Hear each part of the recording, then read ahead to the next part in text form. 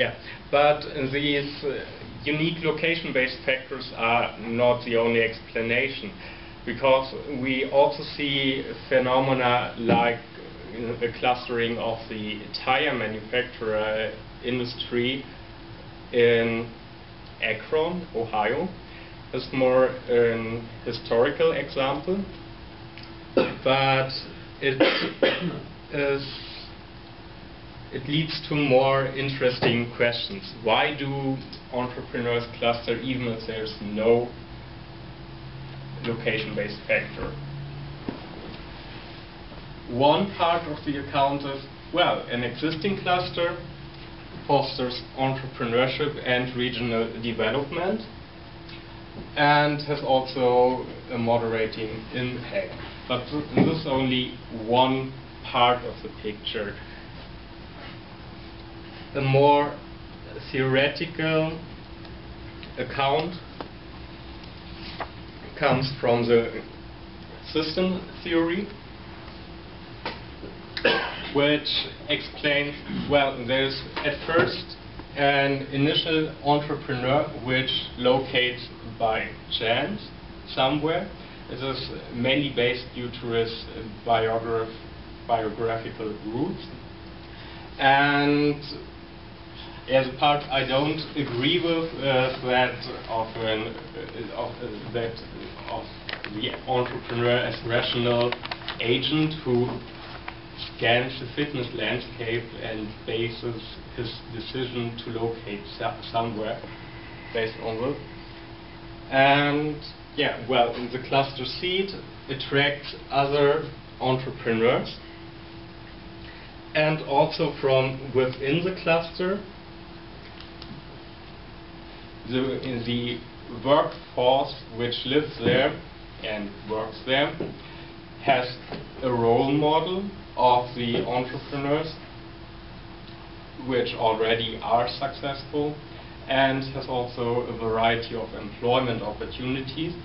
And the most important factor, they acquire knowledge. They acquire knowledge on the job, and they acquire knowledge about new products, and through their location they also have social ties. And the social ties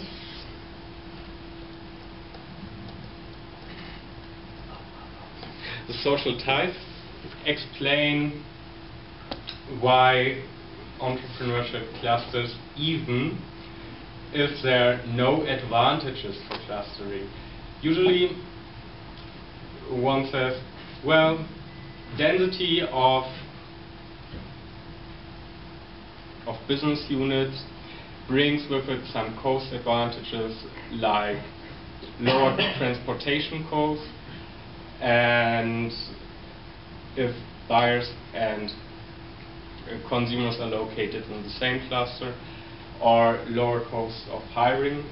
But in a longitudinal study of the US shoe manufacturing industry, it was shown that there exists no unique advantages, only the social ties you have, the social networks you acquire during your work life. And these social contacts you have, they facilitate the access to resources like employees. If you know your future employees, you can easier persuade them to join your startup, which otherwise would be a big risk. You also can persuade venture capitalists to give you venture funding if they know you, and then they are more likely to trust your information. And yeah, that's the basic idea. Social networks facilitate everything, and due to clustering you gain knowledge which helps you to which helps you to identify new business opportunities, and these social networks help you to exploit them.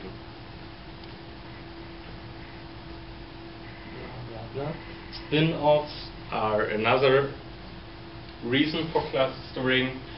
If an initial successful entity locates somewhere, then it creates new knowledge.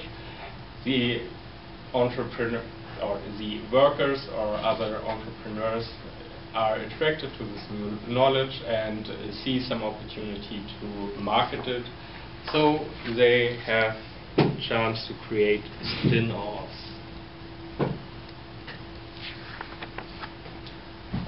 In conclusion, yes, entrepreneurship clusters, countless reasons. I only presented very few of them. And there's also some caveat: clusters do not exist forever. They can produce some bad effects like group thing and also uniform behavior. So if they don't feel competitive pressure anymore because everyone is happy, then they stop to foster entrepreneurship and the process of self-sustaining clusters ends. So, any questions?